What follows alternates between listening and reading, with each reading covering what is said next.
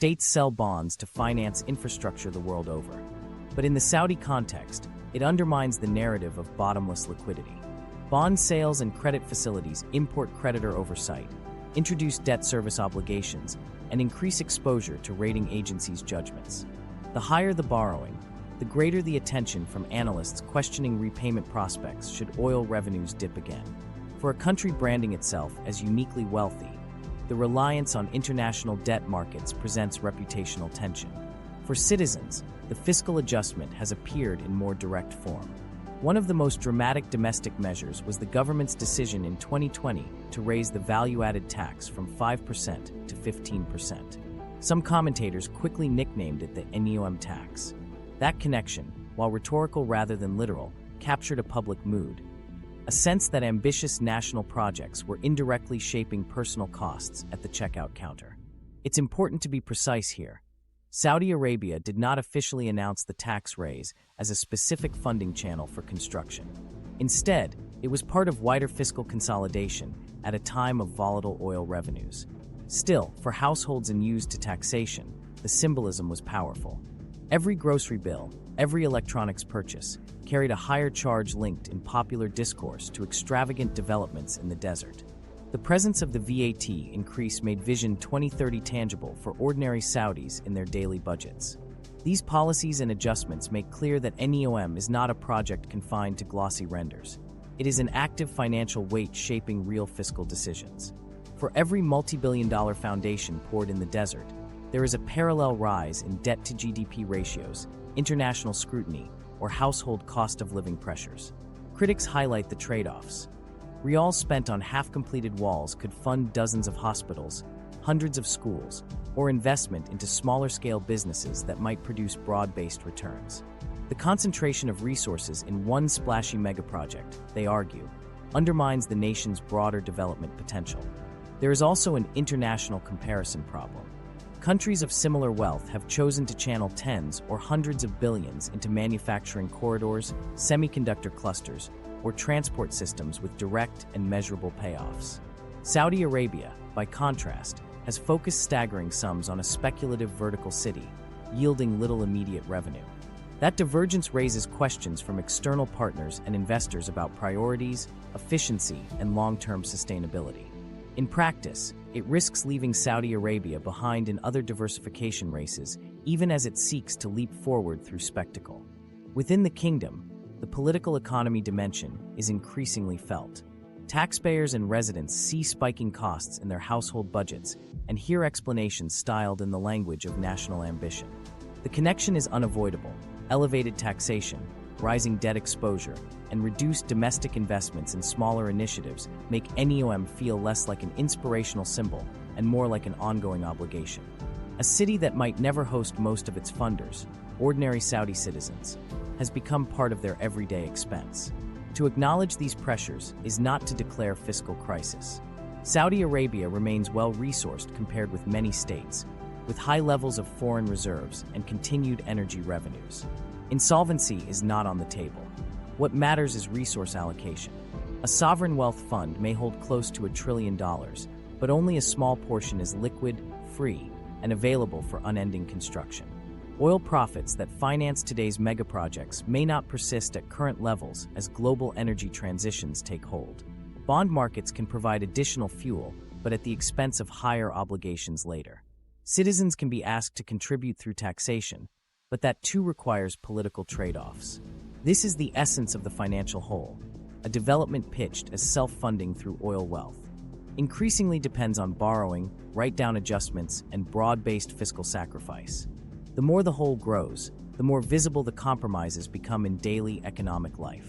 Reports of trillion-dollar internal cost scenarios only reinforce how vast the gap is between branding and resources.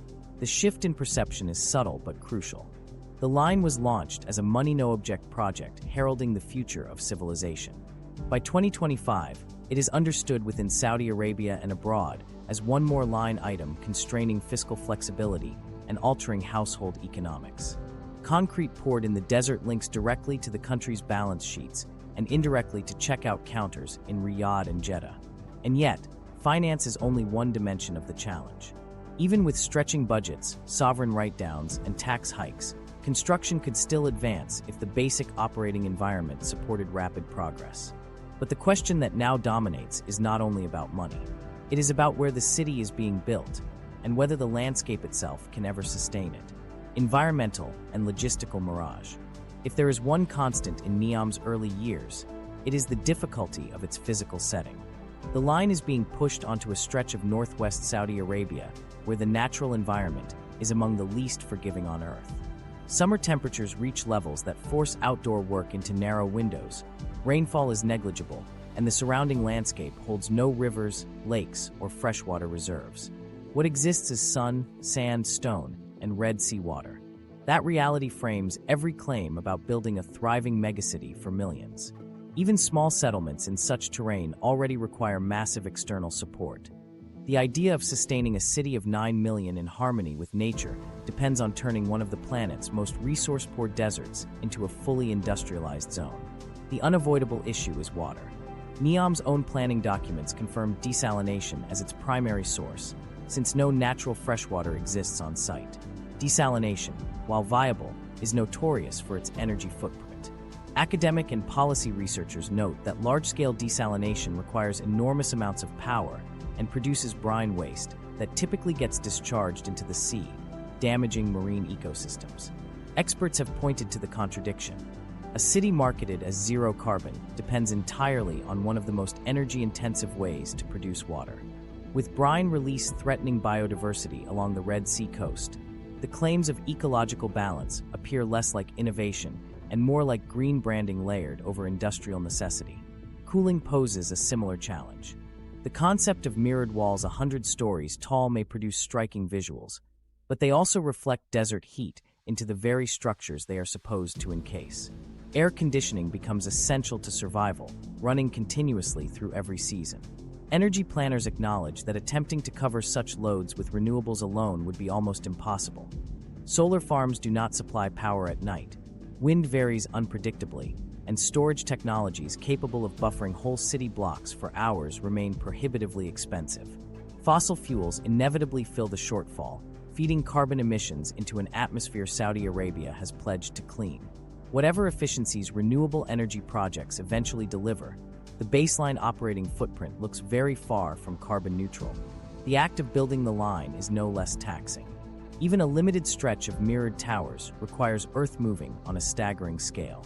Foundations deep enough to anchor skyscrapers, steel frameworks running for kilometers, and concrete poured by the millions of tons define the process. Production of steel and cement is already one of the leading sources of global emissions.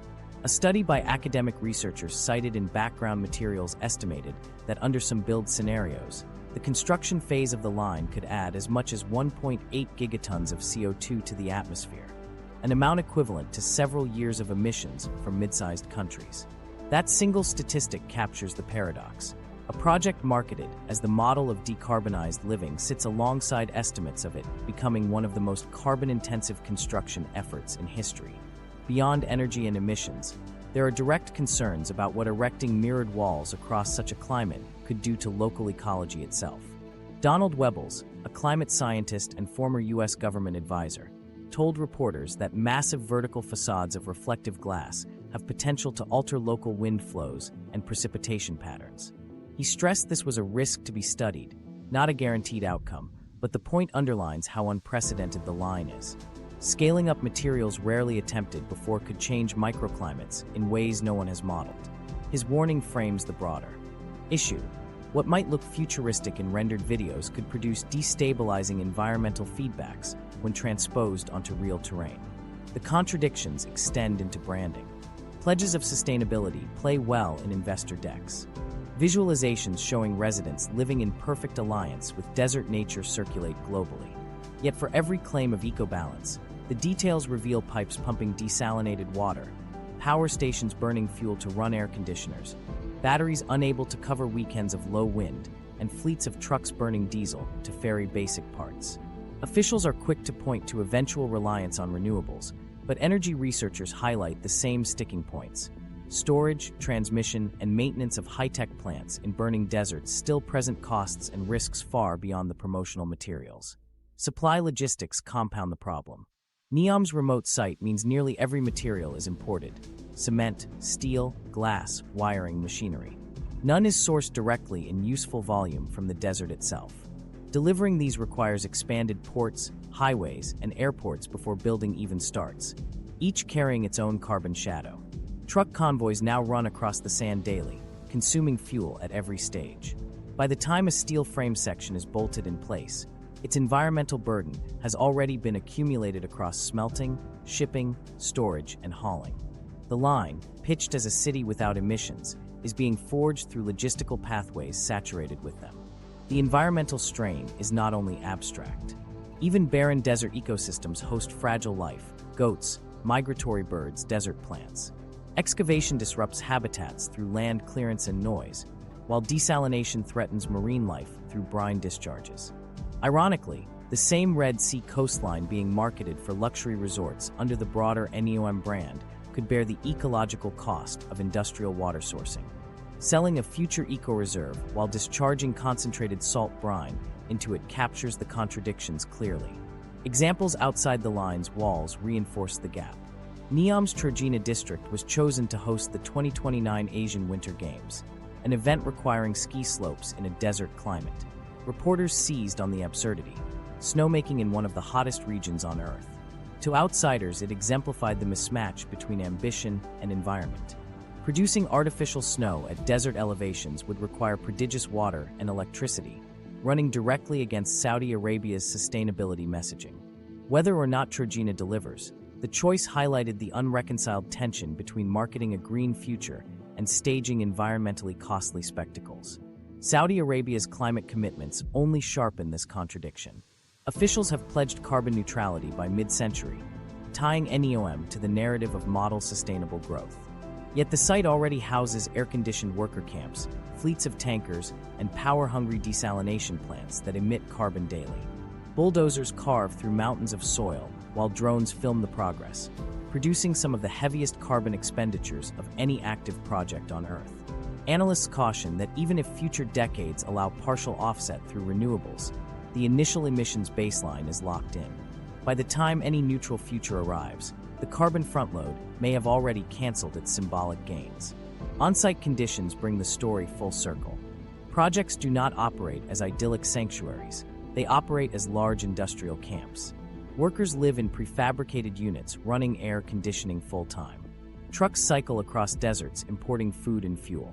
Tankers refill reservoirs from desalination output. It is not an ecological laboratory. It is a logistical hub forcing human survival into a setting where basic climate pressures overwhelm every design. Viewing the desert skyline, one sees not harmony with nature, but vast earthworks, a mirage of environmental rhetoric supported by heavy machinery and fuel depots. By 2025, the outcome is stark.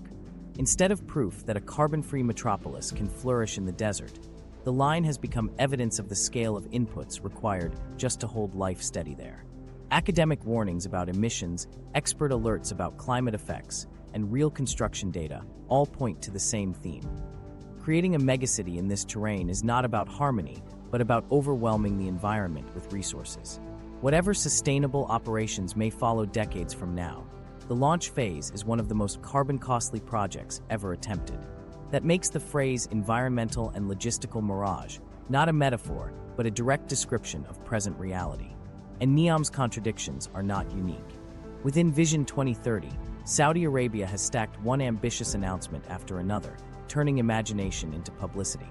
The question is not whether the line faces unusual obstacles. It does, but whether its struggles illustrate a wider pattern across the grand ventures now reshaping the kingdom's image. Comparison to other Vision 2030 megaprojects. Saudi Arabia has positioned Vision 2030 as a national transformation driven by megaprojects, each designed to announce a new image to the world. These developments were meant to be more than construction. They were symbols of a country modernizing at breakneck speed, rebranded as a hub for tourism, entertainment, and global spectacle. The line may have captured the most headlines, but it is only one part of a much wider portfolio. Alongside it sits the Red Sea Tourism Initiative, a network of luxury hotels, marinas, and island resorts pitched to wealthy international visitors.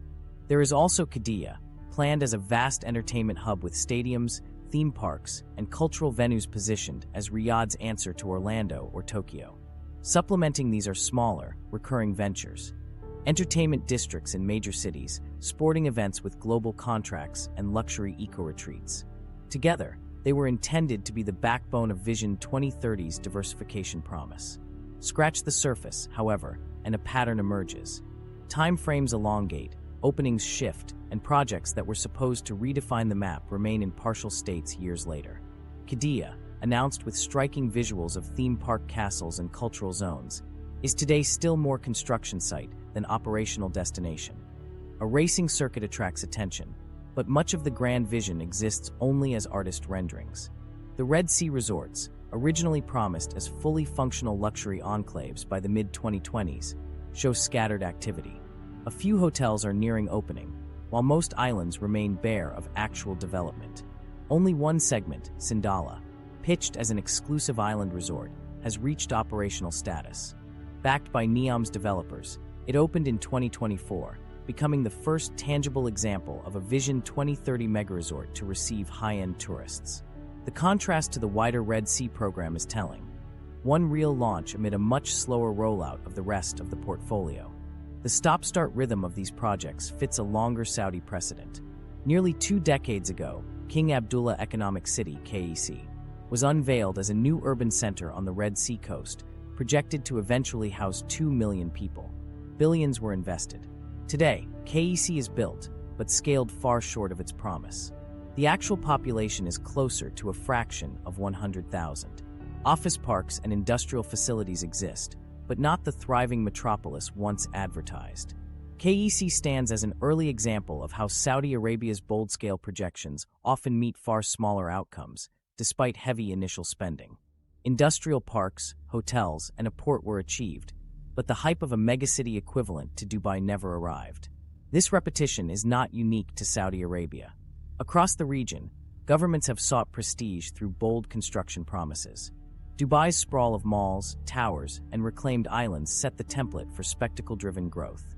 Qatar hosted the World Cup with a concentrated burst of stadium infrastructure, many of which face uncertain uses now that the event is over. Abu Dhabi and Kuwait have filled skylines with symbolic towers or cultural institutions meant to secure placemaking prestige rather than functional necessity. Oman and Bahrain launched luxury tourism districts that underperformed expectations. As a research paper from the Baker Institute observed, the Gulf model has often relied on ambitious branding first, followed by pragmatic reprioritization, once costs and timelines become inescapable. Vision 2030 has steadily followed this trajectory. For Saudi Arabia, that means its projects tend to crowd the early narrative with boldness, while later stages involve stretching timelines and downsizing ambitions. The Line fits this mold exactly. Like its siblings, it was announced grandly, framed as an innovation to remake human civilization. But the details of its actual construction fall broadly in line with Qiddiya's slowed assembly or the partial realization of the Red Sea resorts. None are singular departures from regional precedent. They represent a continuation of the spectacle-driven model, colored by globally circulated renderings, then reshaped as budget realities sink in. The repetitions are visible in delivery style. Qiddiya promised to rival Disney and Universal, but its timeline has shifted by years. The Red Sea Islands leaned heavily on the language of untouched eco-paradise, but by 2025, only one island hosts luxury tourists. The line was meant to be 170 kilometers, but is concentrated into just a few active kilometers of steel and concrete foundations. Set beside each other, the common denominator isn't radical delivery, but scaling down. Each produces meaningful projects, but far smaller than the launch branding implied. This matters beyond academic comparisons. Investors and taxpayers alike read the headlines, internalize the visual branding, and often assume delivery is imminent. When reality lags, enthusiasm cools and funding becomes harder to secure. NEOM's construction shows in raw form what the Baker Institute and other analysts have flagged. Saudi Arabia's megaprojects may not disappear, but they are consistently rescoped. They shift from moonshot to manageable, from civilization-sized ambition to corporate-scale complexes. The cost of oversell is not just embarrassment, it risks eroding trust. International partners hesitate to commit. domestic citizens view announcements with skepticism. The next headline may grab global attention, but each unfinished landmark reduces credibility. This cycle also underscores why Vision 2030's megaprojects are often described as a theater of ambition rather than a strict economic program. They are used quite openly as political symbols. Domestically, they provide citizens with images of gleaming futures, reinforcing a message of national modernity and progress without waiting on real completion. Internationally, they project power and intent. Saudi planners know that visuals of futuristic mirrored walls or experimental luxury resorts will circulate more broadly than budget adjustments tucked into financial filings. But the heavy reliance on spectacle carries consequences. When completion lags too visibly behind promise, it risks looking like a mirage. The irony is that some of the smaller or more modest Vision 2030 projects have moved further toward concrete outcomes. Sindala's opening is evidence that niche, contained developments can be delivered in timeframe, attracting real tourism revenue. Likewise, isolated Red Sea resorts nearing readiness signal progress. They may lack the size and drama of the line, but they bring credibility. In the same way, KEC, scaled back though it is, still left behind a functioning economic zone rather than an abandoned patch of desert. Those grounded wins suggest a lesson unheeded. Projects that limit scope show measurable returns, while those pitched as world-changing struggle under their own branding weight. Placed side by side, the line no longer appears as a one-off departure. It is emblematic of Vision 2030's central contradiction. These projects accumulate international attention in their early promises, then reappear years later as half-delivered assets surrounded by slow construction zones. The result is an economy dotted with fragments of ambition. Qiddiya as a motorsport track awaiting its theme parks, the Red Sea Islands as partially active resorts, and the line as a narrow cluster of foundations pitched as step one of a new civilization. From the outside, this looks like overextension. From within, it appears as a calculated performance of progress through spectacle. Analysts note that reprioritization is now a core feature of Vision 2030. Not every shiny announcement is meant for full realization. Still, the habit of pushing billions into projects that visibly scale back carries trade-offs. Neither citizens nor investors can forget when voices promise transformation at unprecedented scale, only for the physical outcome to resemble existing regional developments on a smaller budget. Seen in this context, the line is less extraordinary and more aligned with a repeating cycle. Announce a globally unique promise, begin visible works, recalibrate downward, and continue public messaging as if scope had not shifted. The danger is that this cycle wears away credibility even where meaningful progress exists, creating investor hesitation and public cynicism. Over time, the pattern itself becomes the story. Not whether a tower was built, but whether bold claims can ever be believed on their own terms. These patterns matter because trust determines funding. Taxpayers adjust to higher household costs when they connect their bills to megaproject spending. Investors assign risk ratings to sovereign bonds when projects appear slow or unrealistic.